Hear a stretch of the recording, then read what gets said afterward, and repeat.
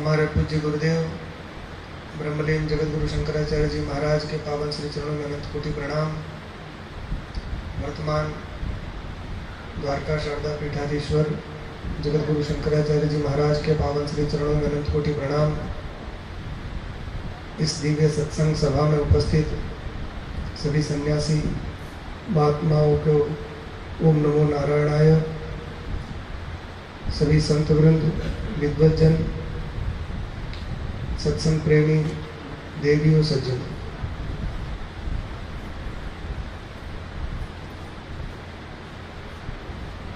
84 लाख योनियों में ये जो मनुष्य योनि है ये सबसे दुर्लभ मानी गई है। क्यों दुर्लभ मानी गई है? क्योंकि इस मनुष्य शरीर में ही हमको ऐसी बुद्धि प्राप्त है जिस बुद्धि के द्वारा हम परमात्मा को प्राप्त कर सकते हैं। अनेक शरीर हैं, स्थावर जंगम कीट पतंग सब, मगर किसी भी शरीर में रहकर आप परमात्मा को प्राप्त करना बहुत कठिन है, क्योंकि उनके पास वो बुद्धि नहीं है जिससे परमात्मा को हम प्राप्त करें। परमात्मा केवल बुद्धि से ही प्राप्त नहीं होते, वो बुद्धि भी परिष्कृत होनी चाहिए, सुसंस्कृत होनी चाहिए। तो बुद्धि का परिष्कार, सुसंस्कार कैसे होता है? वो होता है सत्संग से। इसीलिए मनुष्य के जीवन में सत्संग की बड़ी महिमा है। कहते हैं बिना सत्संग के विवेक की प्राप्ति नहीं होती। बिनु सत्संग विवेक न होई। तो विवेक की प्राप्ति के लिए हमें सत्संग करना चाहिए। जो मनुष्य सत्संग करता है उसके जीवन में निश्चित रूप से विवेक रूपी दीपक एक न एक दिन प्रज्वलित होता है। और आप सब लोग बड़े सौभाग्यशाली हैं कि इस पवित्र भारत भूमि, उसमें भी ये बड़ा शूरवीरों का देश, धर्मात्माओं का ये स्थान जिसको राजस्थान कहते हैं, ऐसी भूमि में, और वो भी जहाँ पर भगवती गौ माता साक्षात प्रसन्नतापूर्वक निवास कर रही है, ऐसे ही पवित्र गोतीर्थ में गाय माता जहाँ रहती है वो स्थानीय तीर्थ हो जाता है।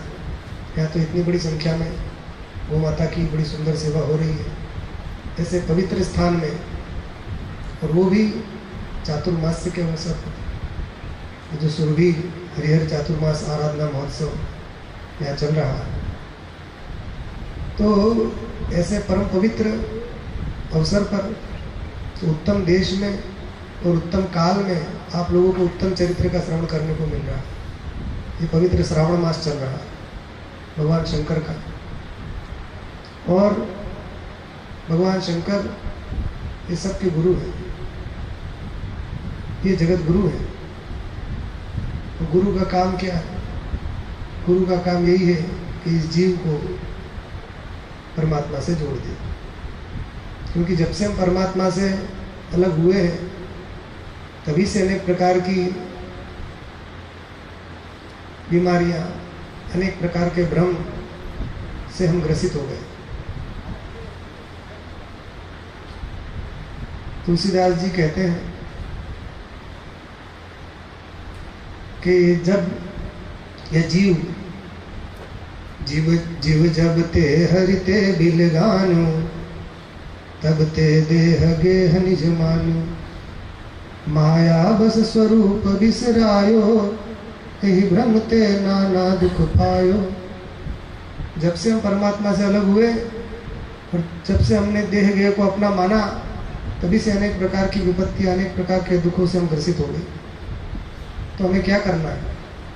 दुखों से छूटना है तो हमको फिर से परमात्मा से मिलना है। ये सत्संग परमात्मा से मिलाने का ही माध्यम है। देखिए, जब बाढ़ आती है गंगा जी में, आपने देखा हो इसमें, जब वर्षा बहुत होती है तो बाढ़ के समय में पानी बहुत फैल जाता है। और जब वर्षा काल चला जाता है तो पानी सिकुड़ जाता है, फिर एक धार में बहता है। तो उस समय कुछ जगह गड्ढे हो जाते हैं, गड्ढे में पानी भर जाता है थोड़ा थोड़ा। तो उस गड्ढे में जो पानी है उसको कहते हैं वारुणी।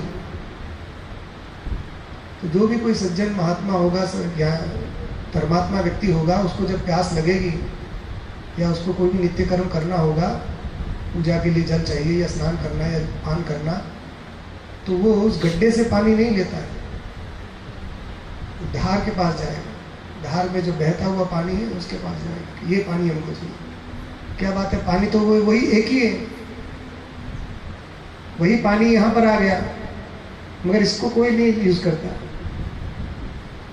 सुरसर चलकृत बारुनि जाना, कब हम संत करे ते ही पाना।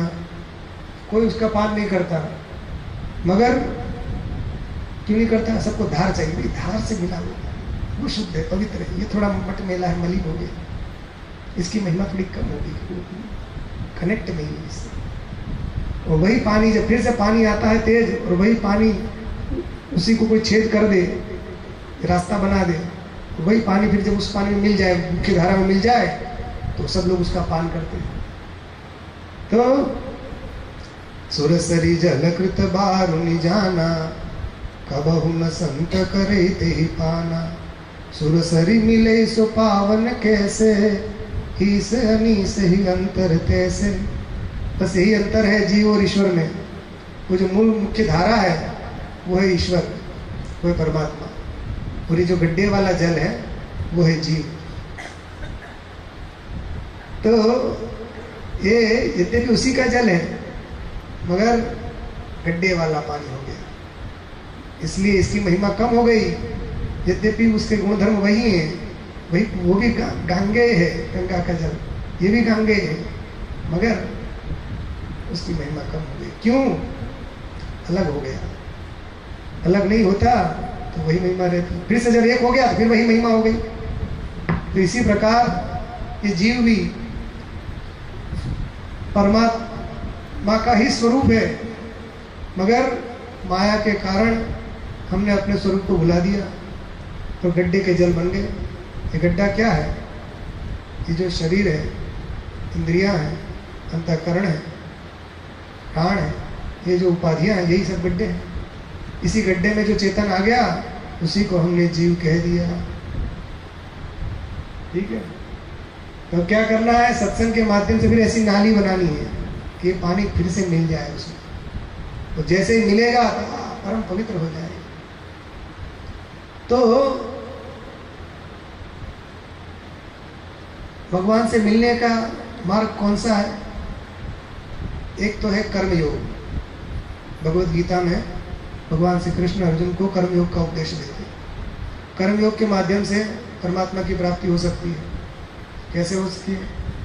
जब व्यक्ति निष्काम भाव से कर्म करता है तो उसका अंतःकरण पवित्र हो जाता है, और जब अंतःकरण पवित्र हो जाता है तब उसके हृदय में जिज्ञासा होती है, और फिर सद्गुरु की शरण में जाता है और गुरु से ज्ञान प्राप्त करके मुक्त हो जाती है। एक ये पद्धति है। दूसरा मार्ग है उपासना का, भक्ति का। भक्ति के द्वारा भी व्यक्ति परमात्मा को प्राप्त कर सकता है। भक्ति का स्वरूप भी बहुत विस्तृत है। माला फेरना भी भक्ति है, और परोपकार करना भी भक्ति है। जैसे भगवान राम ने शबरी माता को 9 प्रकार की भक्ति बताई। सत्संग करना भी भक्ति है, संतों का संग करना ये भी भक्ति है। आज इस स्थान पर आप लोगों को संतों, इतने सारे संत महात्मा सन्यासियों का सबका दर्शन प्राप्त हो रहा है। सबसे बड़े जगत गुरु शंकराचार्य माने जाते हैं, उनका भी साक्षात सानिध्य, उनका भी दर्शन और उनका भी प्रवचन का लाभ आप लोगों को प्रतिदिन मिल रहा है। तो आपकी पहली भक्ति अनायास हो रही है।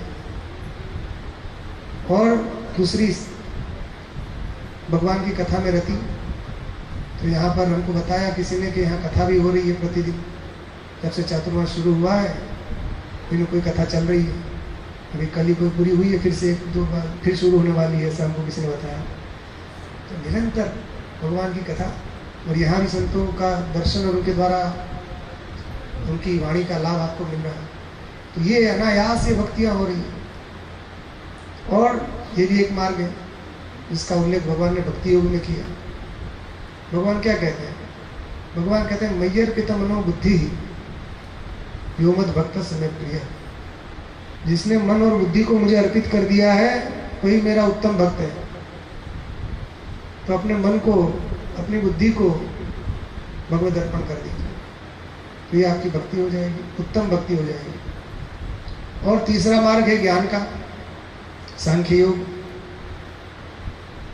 ये मार्ग परमात्मा से साक्षात मिलाने का साधन है, उत्तम साधन है, मगर ये थोड़ा कठिन है, अपेक्षाकृत कुछ कठिन है। क्योंकि ज्ञान प्राप्त करने के लिए आपके प्री कंडीशंस लगा दी गई है। क्या क्या है कि आपके अंदर वैराग्य होना चाहिए, तीव्र, सामान्य वैराग्य नहीं। कुछ लोगों को तो मरकट वैराग्य हो जाता है। मरकट वैराग्य जानते हैं? मरकट कहते हैं बंदर को। वैराग्य, मरकट जैसा वैराग्य, थोड़ी देर के लिए चुपचाप बैठ जाए, फिर वैसा के वैसा। सुग्रीव जी को वैराग्य हो गया जब भगवान राम की परीक्षा लेने के लिए उन्होंने कहा कि महाराज बाली बड़ा बलवान है और आप कह रहे एक ही बाण में मार दूंगा। क्या कि बच्चों का खेल है? बाली इतना बलशाली है, कैसे मार देंगे एक बाण से? तो महाराज मुझे संदेह हो रहा है। राम जी ने कहा बताओ संदेह दूर कैसे हो? तो महाराज आपकी परीक्षा लेना है। राम जी बोले बिल्कुल तैयार, बताओ क्या करना है। तो उन्होंने कहा ठीक है आइए बोलो। कहा कि ये 7 ताल के वृक्ष दिखाए, इनको आप एक को भी गिरा देंगे एक बाण से तो मैं समझ लूंगा कि बाली को मार सकते। राम जी ने एक ही बाण निकाला, एक ही बाण से 7 को गिरा दिया। तो बड़ा प्रसन्न हो गया कि वाह, एक के बदले 7 को गिरा दिया, बड़ा बल, मतलब बाण में ताकत तो है। फिर सोचने लगा कि महाराज आपने बाणों से तो गिरा दिया, मगर कहीं कुश्ती हो गई शुरू तो? युद्ध में केवल दूर दूर से ही थोड़ी होता है, को पास से शुरू हो जाए। मल्ल युद्ध शुरू हो गया तो महाराज आप इतने सुकोमल, राम जी इतने सुकोमल, इतने सुकोमल, और वो बाली इतना कठोर विशाल का है। महाराज यदि कुश्ती शुरू हो गई तब तो फिर आपको दबोच लेगा। रावण को उसने दबोच लिया था, अपने कांख में उसको नहीं हिलने दिया। तो महाराज कहीं कुश्ती हो गई और आपका शारीरिक बल भी है कि नहीं, वो भी परीक्षा दे दीजिए। राम जी ने कहा तैयार है भैया, बताओ क्या करना। तो उसने दुंदुभी अस्थि, दुंदुभी नाम का एक जो दैत्य था जिसको बाली ने मारा था, उसकी हड्डी, अस्थि पिंजर वहां पड़ा हुआ था। तो कहा महाराज इसको आप, बाली ने इसको मारा था, जोर से धक्का फेंका था, तो ये कितना दूर आकर गिरा, बहुत दूर आकर गिरा, 1 योजन या जितना दूर। अच्छा आप भी इसको जरा सा थोड़ा हिला सकते हैं कि नहीं, चेक कर लें थोड़ा। 5 दिन का ठीक है भाई, चलो। बहुत बड़ा विशाल का अस्थि समूह था, पिंजर बड़ा। राम जी गए पास में और जाकर केवल अपने चरण का अंगूठे का स्पर्श भर किया। जैसे स्पर्श किया तो सीधा 10 योजन दूर, 100 किलोमीटर से भी ज्यादा दूर गिरा। तब तो वो सुग्रीव बोलने लगा महाराज इतना बल देखने में ही है ये, ऐसे बाकी बल तो बहुत है। तब उसको पता चल गया कि ये परमात्मा के सिवाय ऐसा बल किसी में नहीं हो सकता। तब पहचान गया कि ये तो परमात्मा ही है। अब उसके मन में वैराग्य हो गया, ये कहने लगा महाराज अब मुझे लड़ना नहीं। तो क्यों? बाली तो मेरा परम हितकारी है, उसी कारण आप मुझे मिले। यदि बाली नहीं होता तो मुझे आपका दर्शन कैसे होता? तो आप बाली के कारण मुझे परमात्मा मिल गए, तो बाली मेरे लिए हितकारी है, मेरा शत्रु नहीं है। महाराज अब मुझको कुछ नहीं चाहिए। अच्छा राम जी का कुछ नहीं चाहिए, करोगे क्या? अब प्रभु कृपा करो यही बाती, सब तजी भजन करो दिन राती। हे प्रभु आप ऐसी कृपा कीजिए कि मैं सब छोड़ छाड़ कर बस दिन रात भजन करूं। वैराग्य हो गया सुग्रीव जी को। अब राम जी ने कहा कि भैया रामायण अभी बाकी है, इसको अभी वैराग्य हो गया, ऐसे कैसे चलेगा। तो भगवान ने कहा कि सखा तुम जो कह रहे हो बात बिल्कुल सही है। अच्छा परमार्थ की बात करने लगा, जीव ईश्वर सब एक है, ये सब क्या सब माया है सब। जो स्वप्न में किसी से लड़ाई हो जाए महाराज, तो या उठने के बाद वो उससे लड़ने जाता है। आप सो रहे हैं, स्वप्न में आपने देखा कि आपकी किसी व्यक्ति के साथ लड़ाई हो गई और उसने आपको थप्पड़ मार दिया। उसी समय आप जाग गए, वो आपका पड़ोसी था मारने वाला, रास्ते में कहीं कुछ हो गया, उसने थप्पड़ मार दिया, आप बैठ गए जाग रहे, क्या हुआ था, स्वप्न में थप्पड़ पड़ गया। अब आप कोई व्यक्ति उठ के जाता है पड़ोसी को मारने के लिए, तुम्हें सपने में मुझे थप्पड़ क्यों मारा। कोई जाता है मारने? क्यों नहीं जाता? क्योंकि सही में थप्पड़ नहीं पड़ा था, स्वप्न में पड़ा था। सही में मारता तो फिर मारने जाता। तो इसी प्रकार सुग्रीव कह रहे हैं कि महाराज ये सब स्वप्न है, ये सारा जगत स्वप्न है, सत हरि भजन जगत सब सपना, ये स्वप्न है महाराज। तो स्वप्न में किसी से लड़ाई हो जाए, कुछ हो जाए, तो जागने पर कहाँ कोई किसी कुछ करता है। इसी प्रकार महाराज अब मैं जाग गया हूँ आपके दर्शन से, अब मुझे किसी को मुझे राज्य नहीं चाहिए, लड़ना नहीं, कुछ नहीं करना, बस आपका भजन करूँ। तो क्या बात है, राम जी ने कहा बात तो तुम्हारी सही है मित्र, मगर मेरा वचन अमोघ है। मैंने एक बार कह दिया वाली को एक ही बाण से मारूंगा, मतलब एक ही बाण से जाएगा वो, दूसरा बाण नहीं। अब तुम जाओ लड़ने। तो राम जी ने उनको लड़ने के लिए भेजा शक्ति देकर। क्यों भेजा? बात तो बड़ी अच्छी कर रहा था सुग्रीव, सही बात बोल रहा था, शास्त्रों की बात बोल रहा था, वेदांत की बात बोल रहा था, ज्ञान की बात बोल रहा था। तो राम जी ने क्यों मना किया उसको? वैराग्य होना तो सब पुण्यों का फल है। धर्म ते विरति जोग ते ज्ञाना, ज्ञान मोक्ष प्रद वेद बखाना। जो व्यक्ति अपने जीवन में धर्मानुष्ठान करता है, निष्ठापूर्वक सत्कर्म करता है, उसी का फल है वैराग्य। धर्म ते विरति और योग थे ज्ञान, ये राम जी कह रहे। तो वो तो सब धर्मों का फल बता रहा था, वैराग्य हो गया। मगर राम जी जानते थे कि ये मरकट वैराग्य है, ओरिजिनल वैराग्य नहीं है।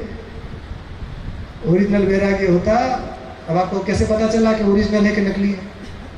क्रिया से पता चलता है, क्रिया से पता चलता है। कौन सी क्रिया हुई? देखिए, जब राम जी ने वाली को मार दिया, राम जी गए प्रवर्षण पर्वत पर, सुग्रीव से कहा मैं यहाँ चातुर्मास्य करूंगा और तब तक तुम राजपाट से संभाल लो, और चातुर्मास्य के बाद फिर सीता जी खोज के लिए निकलेंगे। उसने वचन दे दिया मैं सीता जी खोज कराऊंगा, सारी जगह पूरी दुनिया में वानर भालू भेजूँ, सब वानरों को भेजूंगा, चिंता मत करिए। बड़ी बड़ी बातें कहने लगा। तो 4 महीने के ऊपर समय निकलने लगा, वर्षा ऋतु गई है, और उसके ऊपर भी समय निकल गया, कई दिन व्यतीत हो गए, तब तक कोई अता पता ही नहीं। राम जी ने लक्ष्मण जी से कहा तो भैया लक्ष्मण जरा पता तो करो सुग्रीव जी कहाँ हैं। तो क्या बात थी, सुग्रीव ने राम जी को भुला दिया, राम काज को भुला दिया। जब ये बात राम जी को पता चली तो राम जी ने कहा लक्ष्मण जी से क्रोध करके, जाओ सुग्रीव को ले आओ यहाँ, वरना मैं इस मूड को मैं मारूंगा। जिस बाण से मैंने बाली को मारा था वो बाण अभी मेरे पास है, इसको मैं कल मारूंगा। जाओ लक्ष्मण से कहा। लक्ष्मण जी समझ गए कि महाराज मारने का आपका इरादा नहीं। कैसे पता चला? तो मारने का इरादा होता तो ऐसा कहते कि अभी मारता हूं, और कह रहे इस मुंह हठी काली मैं इसको कल मारूंगा। तो महाराज आपका स्वभाव इतना करुणा वाला है, थोड़ी देर बाद आप फिर ठंडे पड़ जाओगे, बड़ी मुश्किल से तो आपको क्रोध आता है, कल तक तो सब ठंडा हो जाएगा।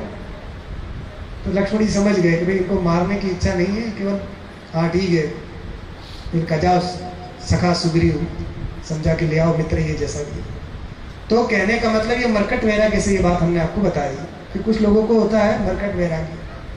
तो सुग्रीव जो थे वानर राज, वे भूल गए संसार की माया में आकर, राज मिल गया, कोष मिल गया, पत्नी मिल गई, तो सांसारिक सुख भोगने में इतने मग्न हो गए कि राम काज को भूल गए। तो राम जी को पता था कि इसका वैराग्य पक्का नहीं है, पक्का होता तो कह देते भैया छोड़ो राजपाट। जानते थे कि मरकट वैराग्य है, इसलिए उनसे कहा ठीक है तुम बात तो सही कह रहे हो, मगर अभी तुम काम ही करो। तो ये वैराग्य ये सबसे दुर्लभ है, ये प्राप्त होता है सत्संग से। और ज्ञान की बात चल रही थी, ज्ञान कैसे होता है, उसके लिए वैराग्य चाहिए। और उसके बाद विवेक, वैराग्य, साधन और शम दमादि 6 संपत्ति और मुमुक्षा, ये 4 चीजें जब होती हैं तब व्यक्ति ज्ञान प्राप्त करने का अधिकारी होता है। पहले विवेक चाहिए, क्या सही है क्या गलत है। जब पता ही नहीं होगा तो आप कैसे चयन करेंगे क्या सही क्या गलत। तो विवेकवती बुद्धि होनी चाहिए कि ये सही है ये गलत है। फिर उसके बाद विवेक तो हो गया कि ये सही है गलत है, तो गलत को छोड़ना और सही को पकड़ना ये भी तो चाहिए, वो होता है। उसके लिए वैराग्य होना चाहिए, तो वे में वैराग्य भी चाहिए। और उसके बाद समाधि षट संपत्ति चाहिए, शम दम उपरति तितिक्षा समाधान श्रद्धा। ये होने के बाद फिर मुमुक्षा भी होनी चाहिए। ये सब चीजें हो तब व्यक्ति ज्ञान प्राप्त करने का अधिकारी बनता है। और इतना सब होने के बाद भी सद्गुरु मिलना चाहिए जो श्रोत्रिय ब्रह्मनिष्ठ हो। ऐसा गुरु ना मिले तो फिर फायदा नहीं होगा, फिर अटक जाओगे। तो गुरु मिल जाए इतना भी पर्याप्त नहीं है, गुरु मिले तो उनको पहचानना कठिन है, पहचान भी लो तो उनकी कृपा कठिन है। कृपा करेंगे तभी तो ज्ञान होगा, पैसे से ज्ञान तो मिलता नहीं है। चलो महाराज हम इतने करोड़ दे देंगे, हमको ज्ञान दे दो, कुछ भी दो, पैसे से ज्ञान नहीं होता। इसलिए ये ज्ञान वाला मार्ग, तो 3 मार्ग हो गए, पहला कर्म, दूसरी उपासना और तीसरा ज्ञान। जगत गुरु जी महाराज आ रहे हैं, सब लोग खड़े होकर उनका स्वागत करें। प्रसंग चल रहा था कि मुक्ति के लिए कर्म, उपासना और ज्ञान, ये तीनों साधन हैं। उसमें सबसे सरल साधन वो है भक्ति। भक्ति के द्वारा परमात्मा को आसानी से प्राप्त किया जा सकता है। और भगवान के भक्त भी 3 प्रकार के होते हैं। एक होते हैं उत्तम, एक होते हैं मध्यम और एक होते हैं अधम। 3 प्रकार के भक्त होते हैं। उत्तम भक्त किसे कहते हैं? उत्तम भक्त उसे कहते हैं कि जो सारे संसार को अपने प्रभुमय जानता है, जिसके लिए सारा संसार निज प्रभुमय देखई जगत कहीं सन करे विरोध, सिय राम में सब जग जानी। उसके लिए सब परमात्मा का स्वरूप है। अर्थात जो ज्ञानी है, जैसे प्रहलाद जी हैं, तो ऐसे भक्त उत्तम भक्त कहलाते हैं। दूसरे जो होते हैं उनको कहते हैं मध्यम भक्त। मध्यम भक्त कौन है? मध्यम भक्त उन्हें कहते हैं कि जो अपने परमा इष्ट की आराधना तो करते हैं, मगर दूसरे प्राणियों के प्रति मैत्री, करुणा, मुदिता और उपेक्षा का भाव रखते हैं। वो मध्यम प्रकार के भक्त हो गए। अर्थात जो अच्छे लोग हैं उनसे मित्रता करते हैं, और जो सज्जन लोग अच्छे काम करते हैं उनको देखकर प्रसन्न होते हैं। ये मुदिता, मैत्री, फिर करुणा। जो दीन दुखी लोग हैं उनको देखकर जिसके हृदय में दया आती है वो हो गया करुणा। और जो दुष्ट लोग होते हैं, खल होते हैं, समझते ही नहीं है, ऐसे लोगों की वो उपेक्षा कर देते हैं। तो अपने इष्ट को मानना, उनकी आराधना करना और संसार के दूसरे जो जीव हैं उनके प्रति मैत्री, करुणा, मुदिता और उपेक्षा का भाव रखना, ये मध्यम प्रकार के भक्त होते हैं। और तीसरे अधम प्रकार के भक्त होते हैं। तो ये इसको हम आप एक दृष्टांत से आपको बताते हैं कि अधम भक्त कैसा होता है।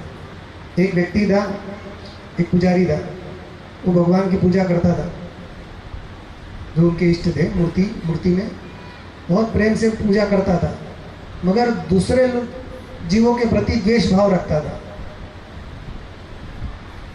एक बार उसने कहीं देखा कि भगवान ने कहा गीता में कि पत्रम पुष्पम फलम तोयम, मेरा भक्त जो मुझको अर्पित करता है मैं स्वीकार करता हूँ। आज तक भगवान ने मेरे हाथ से कुछ खाया नहीं है। तो बहुत रोया भगवान के सामने, मूर्ति के सामने, और कहा कि प्रभु आप कृपा कीजिए, इतने वर्षों से आपकी पूजा कर रहा हूँ, आप एक बार तो प्रकट होकर मेरे हाथ से भोजन पा लीजिए, प्रसाद पा लीजिए मेरे हाथ से बना हुआ। तो उसका इतना भाव देखा तो उसी समय आकाशवाणी हुई कि हे भक्त, तुम बहुत प्रेम से प्रार्थना कर रहे हो, तुम्हारा भाव शुद्ध है, इसलिए ठीक है, मैं कल तुम्हारे वहाँ भोजन करने आऊँगा, तुम अच्छा पकवान बनाकर रखना। ठीक, बड़ा प्रसन्न हुआ और उसने बड़ी सुंदर सुंदर वस्तुएं, पदार्थ, वो भोग भगवान के लिए बनाया, बहुत प्रेम से, बड़े पवित्र होकर, और भगवान के सामने रखा। 56 भोग बनाए। महाराज आज तो प्रभु आने वाले हैं, सोच रहा था भगवान दर्शन देंगे, उनके चरण पकड़ूंगा, उनसे प्रार्थना करूंगा। हाथ जोड़कर बैठा, भगवान से प्रार्थना करने लगा, प्रभु आप साक्षात प्रसाद पाने के लिए आइए। उतनी देर में क्या हुआ, वहाँ मक्खी आ गई बन बनाती हुई। जैसे प्रसाद पर बैठने गई, उसने उड़ाया, फिर मक्खी आई, फिर उड़ाने लगा। 2-3 बार किया, फिर मक्खी नहीं मानी तो उसको मसल के फेंक दिया। फिर थोड़ी देर फिर भगवान को पुकारने लगा, प्रभु आइए, प्रसाद पाइए। उतनी देर में चींटा आ गया, बड़ा वाला, मकोड़ो क्या, काला काला बड़ा, वो आ गया। वो जैसे प्रसाद की ओर आया तो उसको दूर कर दिया। फिर प्रार्थना करने लगा, प्रभु आइए, पाइए, प्रसाद पाइए। बहुत सारी बहुत चींटी आई, उनको सब झाड़ू से साफ करके अलग कर दिया। फिर प्रार्थना करने लगा, प्रभु आप आइए, प्रसाद पाइए। उतनी देर में एक कुत्ता आया, दूध मिला था, वो अंदर आने लगा तो उसको डंडा मार के भगाया। फिर कहने, प्रभु आइए, पाइए, प्रसाद पाइए। उतनी देर में गौ माता आई तो उसको भी भगा दिया, उसको भी नहीं दिया कुछ करना। फिर भगवान से कहने, प्रभु आइए। एक भिखारी आया, उसने कहा कि मुझे कुछ खाने का दे दे, बार बार कहने लगा वो भिखारी, मगर उसको भी भगा दिया कि नहीं मिलेगा, जा यहाँ से। कहाँ से आ जाते हैं, भगवान को भूख लगा रहा, पता नहीं तुम्हें, चलो जाओ। उसको निकाल दिया। उसके बाद एक पंडित फिर भोग लगाने लगे, प्रभु आइए, प्रसाद पाइए। बहुत देर हो गई। अब एक पंडित जी आए, वो आए और आकर उन्होंने भिक्षा मांगी। ब्राह्मण देवता अथवा महात्मा जी आए, महात्मा ने कहा भिक्षा दो। तो उसने कहा कि महाराज ऐसा है कि महात्मा जी थोड़ी देर प्रतीक्षा करिए, बाहर बैठिए, मैं भगवान को भोग लगा रहा हूँ, भोग लग जाएगा उसके बाद आपको फिर बचेगा तो फिर आपको देंगे। अब ऐसा उसने जब कहा और फिर प्रार्थना करने लगा बहुत देर तक, प्रभु आइए, आइए, आइए। भगवान आए नहीं, बहुत रोया। तो प्रभु आपने कहा था कल के मैं आऊँगा, आज प्रसाद पाने के लिए प्रत्यक्ष आऊँगा, क्यों नहीं आए, कृपा कीजिए, कृपा कीजिए। बहुत रोने लगा तो आकाशवाणी फिर से हुई। आकाशवाणी ने कहा कि बेटा मैं तो आया था पर तूने मुझे भगा दिया। प्रभु कब आया, मैं तो कब से आपकी प्रतीक्षा कर रहा हूँ। भगवान बोले कि मैं पहले मक्खी बनकर आया, तूने मुझे उठा के फेंक दिया। फिर मैं चींटा बनकर आया, तूने मुझे पुकारा तो तूने फिर भी मुझे उठा के फेंक दिया। फिर मैं चींटी बनकर आया, कुत्ता बनकर आया, गाय बनकर आया, भिखारी बनकर आया, मैं महात्मा बनकर भी आया, तूने सबको मना कर दिया, निकलो निकलो निकलो। मैं कब से आ रहा था, बार बार सबको मुझे भगा दिया, इसलिए अब मैं तेरा भोजन नहीं स्वीकारूंगा। ऐसा कहकर भगवान चले गए। ये तो हो गया दृष्टांत। इसका सार क्या है, यद्यपि वो भगवान का भक्त तो था मगर वो केवल मूर्ति तक सीमित था कि इतने ही भगवान है, बाकी भगवान नहीं, इसलिए ये अधम भक्त की श्रेणी में आता है। तो हमें क्या करना है, अधम भक्त की श्रेणी से उठकर आप मध्यम श्रेणी में आइए, मध्यम श्रेणी के बाद फिर उत्तम श्रेणी में आइए। अर्थात जब ये कर्म से हम आगे बढ़ेंगे, भगवान केवल मूर्ति में थोड़ी है, मूर्ति में है, मूर्ति में पूजा करनी चाहिए, सब है, मगर केवल मूर्ति में ही नहीं है, ये सारा चराचर जगत ये भगवत स्वरूप ही है। अर्थात प्रत्येक प्राणी पर दया करनी चाहिए, कोई भी भूखा आ जाए उसको बिना भोजन के नहीं जाने देना चाहिए। दया सर्वभूतेषु तुष्यत्याशु जनार्दन। भगवान कहते हैं कि सब प्राणियों पर दया करने से जनार्दन परमात्मा प्रसन्न हो जाते हैं। इसलिए हमको एक तो भक्ति से मुक्ति होती है, मगर भक्ति में भी हम अधम भक्त न रहें, ऊपर उठे, मध्यम भक्त बने, और मध्यम भक्त से भी ऊपर उठते उठते उत्तम भक्त बने, तो हमें परमात्मा की प्राप्ति हो जाएगी। तो हमारा ये मनुष्य जन्म लेना ये सार्थक हो जाएगा, क्योंकि हमने जैसा प्रारंभ में बताया कि 84 लाख योनियों में सबसे दुर्लभ ये मनुष्य शरीर है, मनुष्य योनि है। इसमें हमें सत्संग की प्राप्ति होती है, और इसी में ऐसी बुद्धि है जिससे हम परमात्मा को प्राप्त कर सकते हैं। तो उसी बुद्धि को परिष्कृत और सुसंस्कृत करने की आवश्यकता है।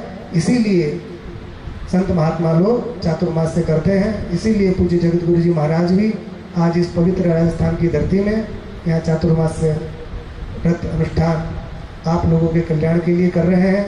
तो आइए हम भी उनकी अमृतमय वाणी का श्रवण करें और अपनी बुद्धि को परिष्कृत करें, अपने मन को सुसंस्कृत करें और अपने मनुष्य जन्म को सफल बनाएं। बोलो जगत गुरु शंकराचार्य भगवान की जय हो। 2 मिनट भगवान का नाम लेकर फिर जगत गुरु जी महाराज का। श्री कृष्ण गोविंद हरे मुरारे, हे नाथ नारायण वासुदेव। श्री कृष्ण गोविंद हरे मुरारे, हे नाथ नारायण वासुदेव। श्री कृष्ण गोविंद हरे मुरारे, हे नाथ नारायण वासुदेव। श्री कृष्ण गोविंद हरे मुरारे, हे नाथ नारायण वासुदेव। हे नाथ नारायण वासुदेव, हे नाथ नारायण वासुदेव। हे नाथ नारायण वासुदेव, हे नाथ नारायण वासुदेव। हे नाथ नारायण वासुदेव, हे नाथ नारायण वासुदेव। हे नाथ नारायण वासुदेव, हे नाथ नारायण वासुदेव। श्री कृष्ण गोविंद हरे मुरारे, हे नाथ नारायण वासुदेव। श्री कृष्ण गोविंद हरे मुरारे, हे नाथ नारायण वासुदेव। हे नाथ नारायण वासुदेव। हे नाथ नारायण वासुदेव। बोलो जगत गुरु शंकराचार्य भगवान की जय।